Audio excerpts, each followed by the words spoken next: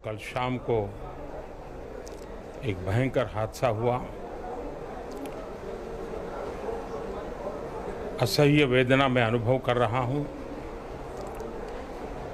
और अनेक राज्यों के नागरिक इस यात्रा में कुछ न कुछ उन्होंने गंवाया है। जिन लोगों ने अपना जीवन खोया है, ये बहुत बड़ा दर्दनाक और वेदना से भी परे मन को विचलित करने वाला। जिन परिवारजनों को इंजरी हुई है, उनके लिए भी सरकार उनके उत्तम स्वास्थ्य के लिए कोई कोर कसर नहीं छोड़ेगी। जो परिजन हमने खोए हैं वो तो वापस नहीं ले पाएंगे, लेकिन सरकार उनके दुख में, उनके परिजनों के दुख में उनके साथ है। सरकार के लिए ये घटना अत्यंत गंभीर है। हर प्रकार की जांच के निर्देश दिए गए हैं और जो भी दोषी पाया जाएगा उसको सख्त से सख्त सजा हो, उसे बख्शा नहीं जाएगा।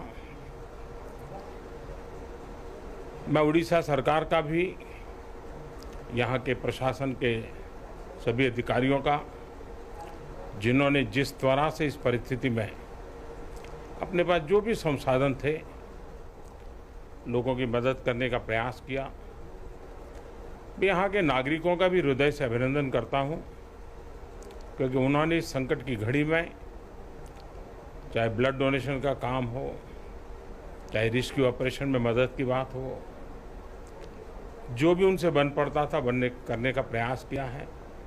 खास करके इस क्षेत्र के युवकों ने रात भर मेहनत की है।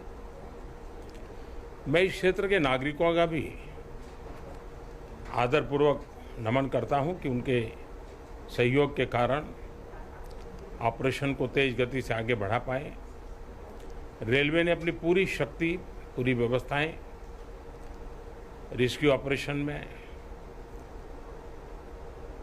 आगे रिलीफ के लिए और जल्द से जल्द ट्रैक रिस्टोर हो, यातायात का काम तेज गति से फिर से आए, इन तीनों दृष्टि से सुविचारित रूप से प्रयास आगे बढ़ाया है।